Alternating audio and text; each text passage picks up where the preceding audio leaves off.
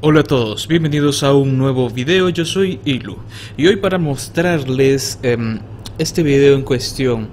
Hace mucho tiempo se ha realizado una edición interesante donde muestran a Carlos Mesa diciendo unas palabras que luego se la repetirían a modo de insulto. El término de ser limosnero. Un video en el que muestran a Carlos Mesa en una época de crisis para Bolivia y que seguidamente, cuando Evo Morales está en el poder, lo muestran como si él hubiera logrado algo increíble, como si hubiera logrado algo que jamás se iba a poder realizar. Y hoy el señor Carlos Mesa, en el programa No Mentiras, va a reaccionar a ese video. Y me interesa a mí saber qué es lo que va a opinar, que ya me imagino que va a ir en torno a la falsedad de la supuesta nacionalización de hidrocarburos. Pero veamos qué es lo que tiene que decir. Pero antes, disculpen por la calidad del video en sí. El video en cuestión tiene esa calidad. Bien, ahí vamos. Y prefiero mostrárselo a usted para que lo vea y lo comente. Vamos por favor con ese video. He decidido presentar al país mi renuncia al cargo de presidente constitucional de Bolivia.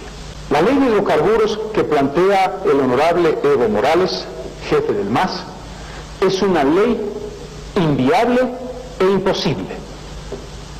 Nos lo ha dicho España, nos lo ha dicho el Banco Mundial, nos lo ha dicho Estados Unidos, y si yo no recibo ayuda internacional, no le voy a pagar su salario, no porque no quiera, sino porque no puedo. Sabe, señor, señora maestra, le estoy pagando la plata, una parte de su salario, de la limosna internacional que recibo porque extiendo la mano. Hacer discursitos de independencia y de soberanía, sentado del otro lado del escritorio, es muy fácil. Evo Morales, con quien he hablado muchas veces y le he explicado detalladamente esta realidad, tiene mucha facilidad para salir a bloquear Bolivia, porque eso es muy cómodo, honorable Evo Morales. Es muy cómodo bloquear Bolivia, es muy fácil bloquear Bolivia. Venga usted a gobernar y verá usted lo que es la administración del Estado. Queda usted posesionado como presidente constitucional.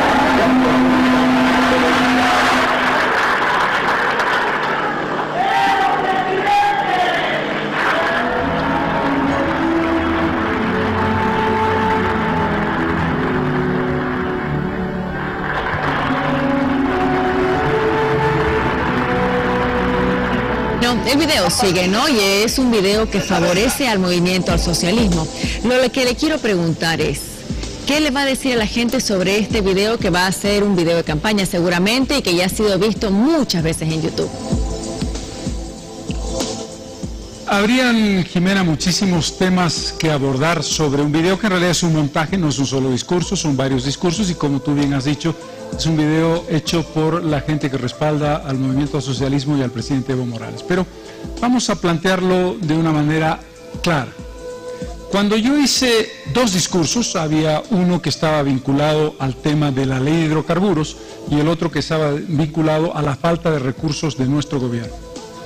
En el primer caso, estamos hablando de algo fundamental. El proyecto de ley de hidrocarburos que se presentó a discusión después del referéndum del año 2004, lo que estaba haciendo era intentar aplicar lo que nuestro referéndum marcó. Debo subrayar algo muy importante. La ley de hidrocarburos aprobada en mayo del 2005 y el decreto de 1 de mayo de 2006 tiene en su encabezado clara e inequívocamente, en ambos casos, en cumplimiento al referéndum del 18 de julio del año 2004. ¿Qué quiero decir con eso? Que el proceso de nacionalización que hoy entiende como tal el presidente Morales hubiese sido imposible sin el referéndum del 2004. El referéndum que establecía claramente, uno, la recuperación de propiedad de los hidrocarburos en Boca de Pozo, lo que permitía a Bolivia recuperar la decisión de precios, de comercialización y de venta interna y externa de los hidrocarburos. Segundo, la refundación de YPFB y tercero, lo más importante, sin lo cual no se entiende la ley de hidrocarburos y lo que se llama el decreto de nacionalización, el incremento de los impuestos de nuestro referéndum hasta un 50% por lo menos. Por lo tanto, el punto de partida de estos dos instrumentos tiene que ver con nuestro referéndum del 18 de julio. ¿Por qué yo estaba en contra de esa ley? Porque esa ley tenía errores que, en mi opinión, siguen siendo válidos, que se han disfrazado por una razón muy obvia, porque la cantidad gigantesca de ingresos que no son mérito ni de la ley ni del gobierno del presidente Morales por los precios internacionales del petróleo y del gas, disfrazó que no hay un impuesto que diferencie los hidrocarburos líquidos del gas, que no hay un incentivo para la inversión en prospección e investigación, que ha generado una declinación tan significativa que está generando importaciones multimillonarias de diésel y gasolina, que están planteando preguntas sobre si tenemos la capacidad de abastecer a nuestros principales compradores. Ahí termino con el primer tema. En el segundo tema, cuando yo hice ese discurso tan duro contra el presidente Morales, que en ese momento no tenía la experiencia de gobierno y que no había recibido esta franja extraordinaria de precios internacionales, para que se me entienda, yo heredé, cuando llegué a la presidencia, un déficit fiscal del 8% del Producto Interno Bruto. El presidente Morales ha tenido, gracias a los ingresos espectaculares de las materias primas, un superávit sostenido de 10 años que ahora puede compensar con el déficit que me parece que está excesivo.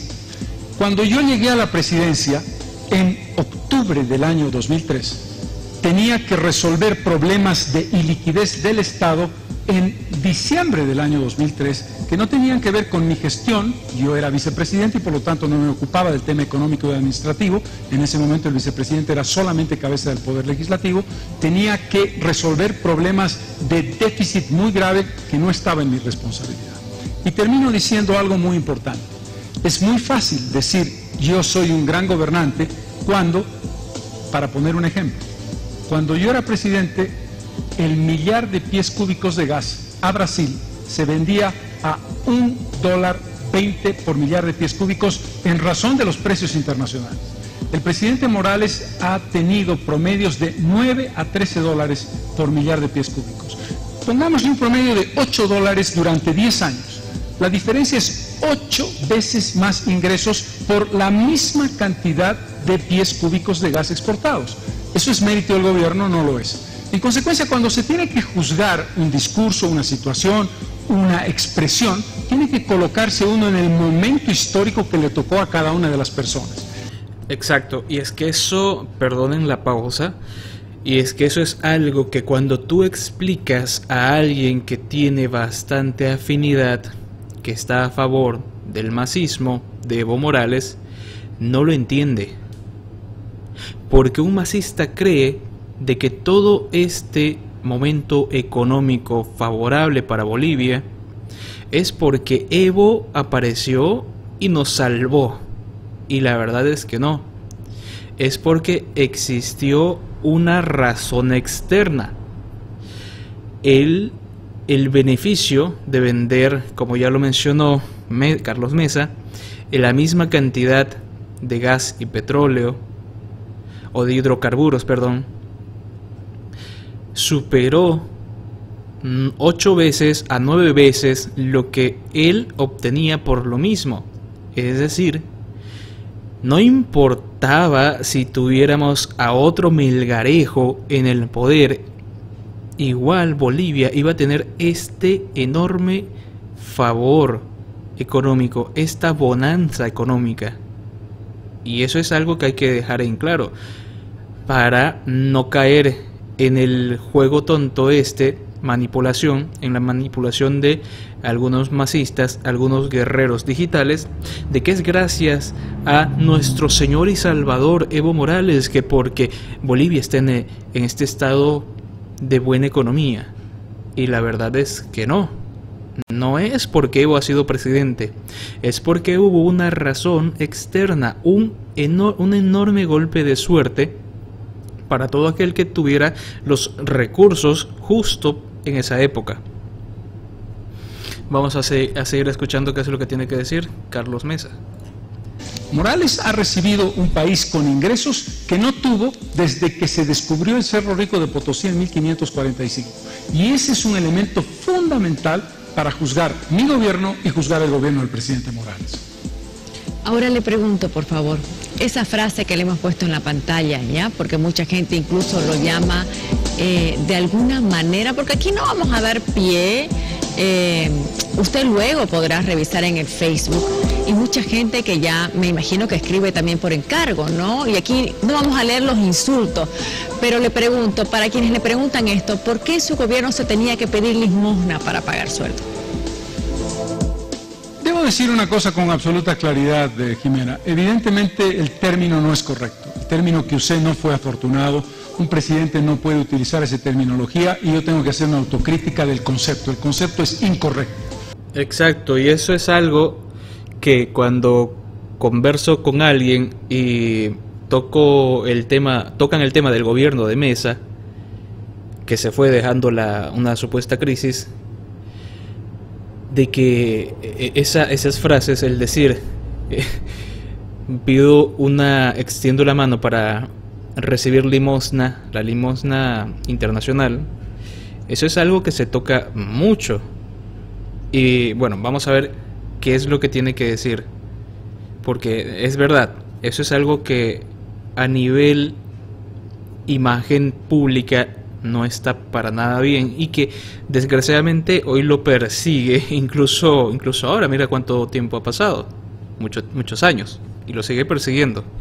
Vamos a ver qué tiene que decir. Lo que yo quise decir, requeríamos de la cooperación internacional y del apoyo internacional por el déficit fiscal en el que el país estaba sumido. Cuando uno tiene un ingreso gigantesco desde el primer día de su gobierno, yo dejé el gobierno con 2.800 millones de dólares de exportaciones frente a los 1.300 millones de dólares que tuve cuando entré. Es decir, en mi gobierno hubo una inflexión por austeridad, por una buena administración y también por un incremento de precios. El presidente Morales llegó a tener ingresos que le permitieron exportaciones de más de 12.000 millones de dólares. Eso no tiene que ver con mayor eficiencia productiva, sino que tiene que ver con una mayor cantidad de dinero por la misma cantidad exportada, por el mismo volumen exportado. Hecha la precisión, creo que es perfectamente comprensible. Cuando tú estás heredando una recesión económica, no es lo mismo que cuando tú estás en una superbonanza económica. Y esto es lo que explica la diferencia de contexto y la diferencia de aplicación de medidas. Bien, quiero mostrar otro video para preguntarle a usted si cree que si Evo Morales pierde las elecciones va a entregar la banda presidencial. Hay quienes lo dudan y hay un momento en que él dice que va a hacer algo. Mire, por favor. Yo siento que el pueblo recién se da cuenta, está despertando y siento en algunos casi en todos los departamentos unanimidad para continuar y vamos a continuar, pues estamos sometidos al pueblo. Que algunos digan, no es democrático, lo mejor es someternos al pueblo, el pueblo diga. Si el pueblo dice no, ¿qué podemos hacer? No vamos a hacer un golpe de Estado, tenemos que callarnos, irnos callados, pero tener mucha confianza, ¿no? Si el pueblo, los movimientos se plantean, es porque están seguros, nosotros también estamos seguros que se va a modificar democráticamente la Constitución. Hombre, eso la verdad que no me lo esperaba. Yo pretendía ver y reaccionar lo que era esa respuesta a ese video montado, pésimamente argumentado, ¿no? Pero me parece interesante, y lo que acaban de escuchar es lo que Morales dijo en una conferencia antes de que se realizara el referéndum del 21 de febrero, el 21F, el movimiento inmenso que los bolivianos con dos dedos de frente apoyan. Que recordemos, no es un partido político el 21F, el 21F es algo completamente superior a un partido. Y eso era lo que decía, no va a ser golpe de Estado, tenemos que irnos callados y todo lo demás que dijo de por medio, pero lo más importante es lo que ya comenté. Bien, vamos a ver qué dice Carlos Mesa. Bueno, ahí hay una palabra del presidente. Voy a mostrar una del vicepresidente también, por favor, sobre este mismo tema. Para preguntarle a usted si cree que el presidente entregará la presidencia si pierde las elecciones. Los referéndums se ganan por un voto y eso es lo que cuenta. Y eso es lo que cuenta. Uno puede tener intenciones de ganar. Uno tiene la intención de ganar con el 100%. Es político y siempre aspira muy alto. Pero lo que cuentan son los números.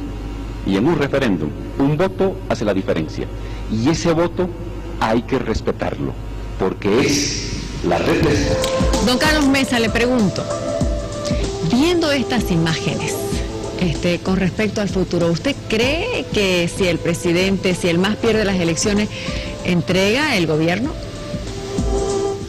Una primera constatación, Jimena, que esos dos fragmentos de video han mostrado, es que el presidente y el vicepresidente han traicionado su palabra.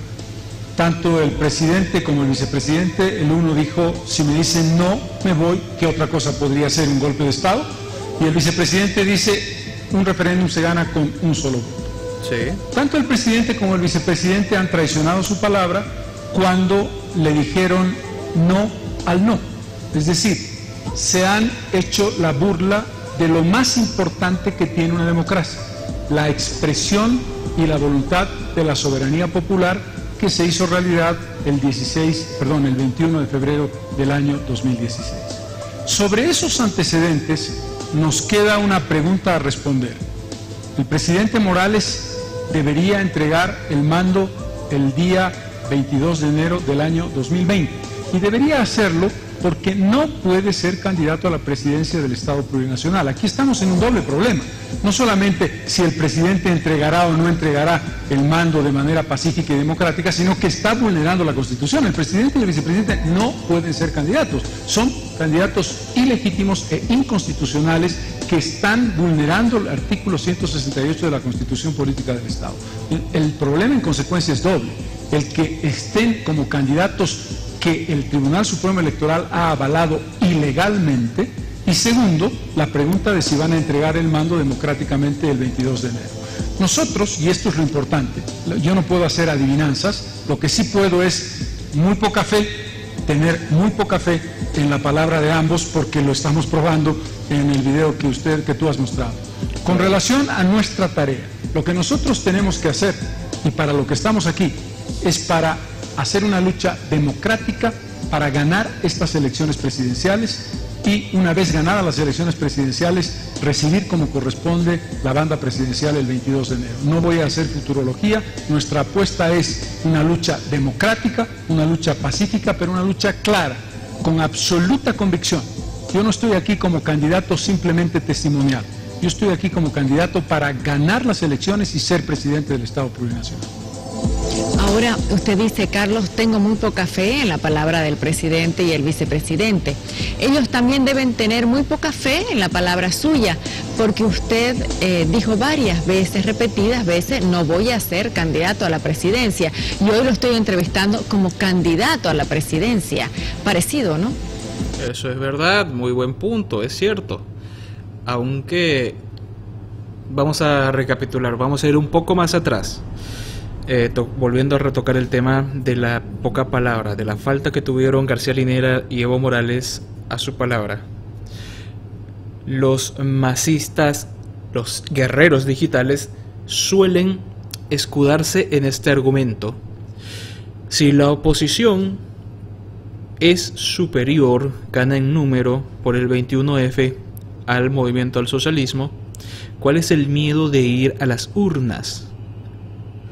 Y yo considero que el miedo sería que vuelvan a faltar a su palabra, como ya lo hicieron en el 21 de febrero, cuando el resultado no fue favorable para ellos. Por lo tanto, hay que tener bastante miedo de que tengamos a este par, a este binomio, como participantes a una elección presidencial. ¿Por qué? Porque ya se demostró que no cumplen su palabra. Bien, vamos a escuchar qué tiene que decir Carlos Mesa a lo que acaba de preguntar, que es muy interesante. No, totalmente diferente, porque un cambio de convicción con relación a la conciencia de que uno tiene que servir a su país, aún en la lógica de decir, me gustaría más la vida intelectual y la vida académica que la vida política, es una decisión legítima e incuestionable. podrá decirse, ah, caramba, cambió de opinión, pero en ningún caso eso vulnera ninguna norma, ni establece una vulneración de la Constitución, ni va en contra de la verdad. Esa es la... Eso es verdad. Era algo que estaba a punto de decir, que él cambió de opinión. Él cambió de opinión. ¿Por qué? Porque lo que él decide no vulnera absolutamente ninguna ley, ninguna norma y ningún artículo de la Constitución Política del Estado, a diferencia de lo que pasó con el binomio Evo Morales y Álvaro García Linera. Es que su decisión de no cumplir el 21 de febrero vulnera la Constitución Política del Estado. O sea que pueden parecer iguales, pero son muy diferentes, inmensamente diferentes. Porque a pesar de que le puedan decir que tú también no tienes palabra, la diferencia es enorme. Él no está vulnerando ninguna norma. Sigamos escuchando. Diferencia fundamental, Jimena, no hay posibilidad de comparación. El presidente Morales tiene todo el derecho de pensar diferente un día del otro. Lo que no tiene derecho es a vulnerar la Constitución Política del Estado y burlarse del voto popular del 21 de febrero. Esa es la diferencia entre mi no convertido en un sí con compromiso pleno y total con la democracia y la decisión de ellos de darle la espalda a la Constitución y a la democracia. Bien, yo decía parecido que le tengan fe a su palabra, como usted no le tiene fe a la de ellos. Pero bueno, quiero ir a otro tema. Vamos a mostrar un tuit en este momento con otro tema que suele ser recurrente cuando se habla de don Carlos Mesa, para que tenga la oportunidad de explicarle al país. Vamos, por favor, pregunte, puesto hoy día en la cuenta de Pepe Pomacusi, cuando él dijo que le preguntarían a Carlos Mesa si hoy está, y no mentira, así dice, por favor, pregúntele si en caso de ser electo vamos a tener que aguantar su indecisión y falta de carácter cuando amenace con renunciar cada vez que se compliquen las cosas. Sí, eso es otro argumento que también se suele utilizar mucho en el masismo, que abandonó Bolivia en un estado de crisis. Ese es el argumento, en términos simples. Si es presidente, ¿volverá a amenazar con renunciar en algún momento? Aquí hay un elemento que me parece clave, Jimena, que creo que es importante subrayarlo. Es mi percepción personal y, por supuesto, respeto la opinión de quien crea lo contrario. Cuando yo decidí renunciar a la presidencia del Estado, en ese momento la República de Bolivia, lo hice por convicción y con valentía. En mi opinión, hay que tener mucha valentía para decir, yo no estoy dispuesto a matar para quedarme como presidente, aún sobre la base de la legitimidad que me da la Constitución. Y como no estoy dispuesto a matar para quedarme en la presidencia y sé que tengo que cumplir la Constitución, renuncio. Eso yo lo entiendo como un acto de valentía. Lo hice con plena convicción, siendo consistente con los valores en los que yo creo. En consecuencia, el tema de la indecisión yo nunca lo he sentido en mi accionar. Yo he sentido que mis formas de actuar políticamente tienen que ver con mis convicciones y eso tiene que marcarse como mucha valentía. Porque yo no encuentro mucha valentía a aquellos que, como en algún país cercano, vamos a mencionar al caso de Venezuela, con 400 muertos a la espalda voy a mostrar mi valentía. Aquí la fortaleza, la fuerza es la patada, el golpe, la represión. Es algo que no entiendo. A veces me sorprende en una sociedad democrática que se cuestione a quien actúa defendiendo los valores democráticos. Para la gente que cree que usted es indeciso, entonces, ¿qué? Acabo de decirlo. La renuncia fue una decisión vinculada a una convicción, vinculada a un elemento claro. Yo tenía que tomar una decisión sobre cómo quería seguir en un momento de crisis. ¿Y cuál era mi obligación en ese momento, Jimena? La misma que cumplí el 17 de octubre del año 2003, devolverle la paz y la tranquilidad a una sociedad convulsionada. Y yo no podía dejarle al país un legado de violencia, de sangre y de represión, porque hubiera sido completamente contradictorio con las razones que me llevaron a la presidencia el 17 de octubre. Este es un elemento crucial, la consistencia de que la paz y la reconstrucción de un pacto. Yo quiero recordarte algo muy importante. El planteamiento de la reforma constitucional que yo hice el 20 de febrero del año 2004 establece los caminos fundamentales que permitieron al país un paso de transformación y de participación ciudadana. El primero de ellos, el referéndum como institución democrática que no existía antes. El segundo, la Asamblea Constituyente como elemento central de participación popular para cambiar su propio pacto social, el pacto social que estaba roto. Y el tercero, la iniciativa ciudadana transformada en que los partidos políticos perdían el monopolio de la política y se crearon las organizaciones, agrupaciones se dice en este caso, locales y departamentales, para autonomizar la política, que no solamente se pueda ser candidato para presidente del Estado, sino que también tú puedas tener un partido para ganar un municipio, tener un partido para ganar una gobernación, más las elecciones directas por voto popular de los prefectos convertidos en gobernadores. Creo en consecuencia que hay una consistencia y hay una coherencia democrática en lo que yo hice como presidente. Le pregunto ya en las últimas preguntas que tengo para hacerle, ¿usted siente simpatía o antipatía por el presidente de Estados Unidos, Donald Trump? Bien, antes de que conteste eso, hay que tocar un punto. Cuando el señor Mesa renunció a la presidencia, en Bolivia habían pasado varias semanas de un bloqueo inmenso que causó unas pérdidas millonarias de dinero, que también se podría avecinar un enfrentamiento. Así que esas eran las opciones: o enfrentarse o dar un paso al costado. Ahora veamos qué es lo que tiene que decir sobre esta pregunta, que también está muy interesante.